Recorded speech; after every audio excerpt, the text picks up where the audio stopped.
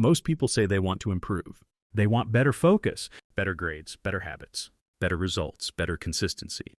But if you ask them one simple question, how are you measuring progress? Silence, or worse, I just know. I can feel it.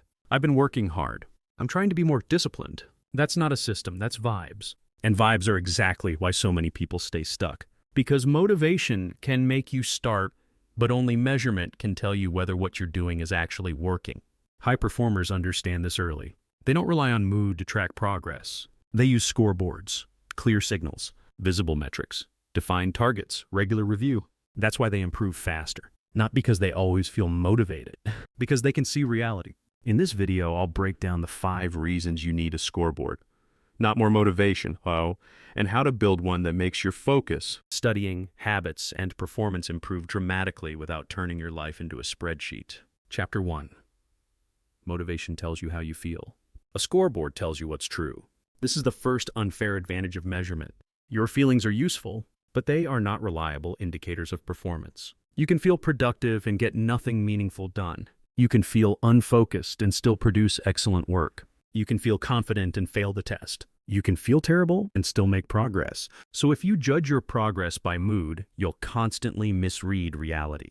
And when people misread reality, they make bad decisions. They quit too early. They change methods too fast. They blame themselves for the wrong problem. Or they stay confident inside a system that isn't working.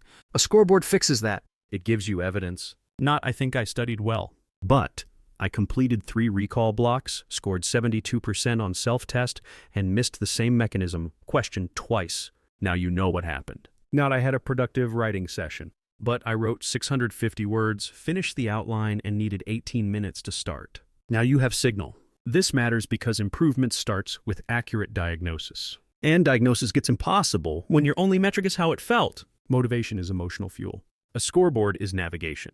You need both sometimes, but if I had to choose one for long-term improvement, scoreboard. Every time. Chapter 2. What gets measured gets trained. Your brain adapts to what you repeatedly pay attention to. That means your metrics are not neutral. They shape behavior. If you only track hours, you'll optimize for sitting longer. If you track streaks, you may protect the streak instead of improving quality. If you track output only, you may rush and lower standards. If you track nothing, you'll drift. This is why a scoreboard matters so much. It tells your brain this is what counts. And once that becomes clear, behavior changes. Students who track recall accuracy start caring about memory, not just time spent. People who track focus blocks start protecting attention, not just staying busy. Writers who track drafts completed start shipping, not just planning. People who track repeated mistakes start fixing bottlenecks faster. That's the hidden power of measurement. It directs effort. Most people are not short on effort. They are short on directional feedback. They work hard in circles. A good scoreboard turns circles into progress. This is also why top performers obsess over metrics that reflect performance, not identity. They don't track, am I talented?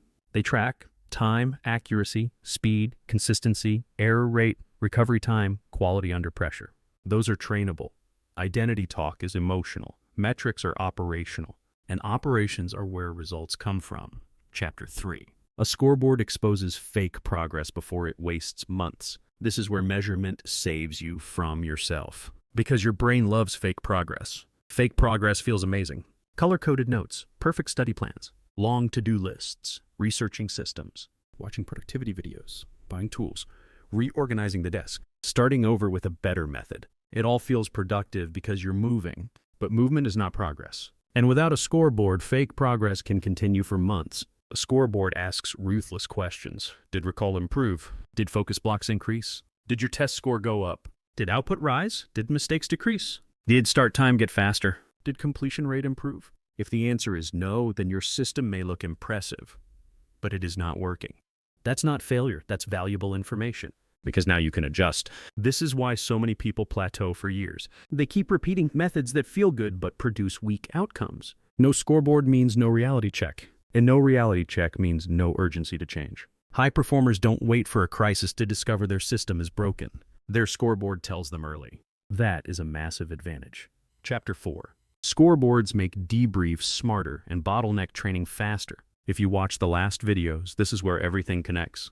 Debriefing without measurement can still help, but it often stays vague. Need more focus. Need better discipline. Need to try harder. A scoreboard upgrades your debrief. Now you can say focus dropped after minute 14. Recall accuracy is fine, but speed collapses under time pressure. Output is high, but quality errors repeat in the same section. Start delay is the real problem. When once I begin, the block goes well. That kind of detail changes what you train next.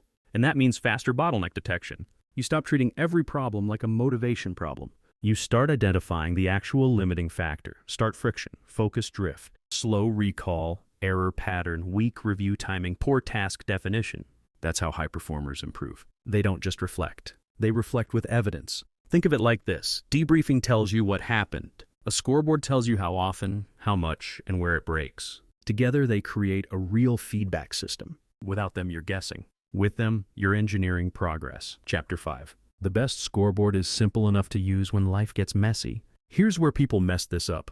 They heart rack metrics and build a giant system they abandon in 4 days. Too many numbers, too many categories, too much friction, too much setup. Now the scoreboard becomes another form of procrastination. That's not what you want.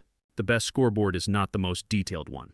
It's the one you will actually use consistently. Simple, visible, relevant, fast to update. That's it. For most people, you only need 3 to 5 metrics per goal. Let's say your goal is studying, recall blocks completed, self-test accuracy, weak topics identified, time to start, review sessions done. Goal is focus, deep work blocks, minutes protected, number of returns, unplanned switches, completion rate. Goal is writing, time to start, words drafted, draft completed, yes/no. Revision passes, publish/ship count. Goal is habits/discipline. Reps completed, streak optional. Missed days, how you restart time after miss. Weekly completion percent. Notice what's missing. Your emotions. Not because emotions don't matter, because they are already loud enough. The scoreboard is there to balance them with reality. And one more thing, review your scoreboard on a schedule. Daily for quick adjustment. Weekly for pattern detection. If you don't review it, it becomes decoration. If you review it, it becomes a coach. So how do you build one today without overthinking it? Use this 4-step method. Step 1, choose one area only. Focus, studying, memory, writing, fitness. Pick one. Step 2, define the outcome. What does improvement look like in behavior or performance? Step 3, pick 3 to 5 metrics that reflect reality, not just effort. Step 4, track daily, review weekly, and use the data to adjust one bottleneck at a time. That's enough. You do not need a perfect dashboard. You need a truth source. So let's recap before your brain tries to replace this with another motivational video. You need a scoreboard, not more motivation, for 5 reasons.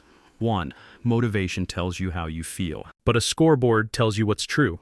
2, what gets measured gets trained. 3, a scoreboard exposes fake progress before it wastes months. 4, it makes debriefing smarter and bottleneck training faster. 5, the best scoreboard is simple enough to survive real life. This is actually great news, because it means progress does not have to depend on whether you feel on fire today. You can build a system that works on average days. Track reality, debrief the rep, train the bottleneck, repeat. Do that long enough and your improvement stops feeling emotional all day and starts feeling inevitable. But here's the thing though, even with a great scoreboard, people still stall when they make one mistake. They track results, but ignore recovery. They go hard, burn out, and call it discipline. That's why the next video is one of the most underrated performance skills you can learn. Why recovery is a skill, not a reward. Watch that next.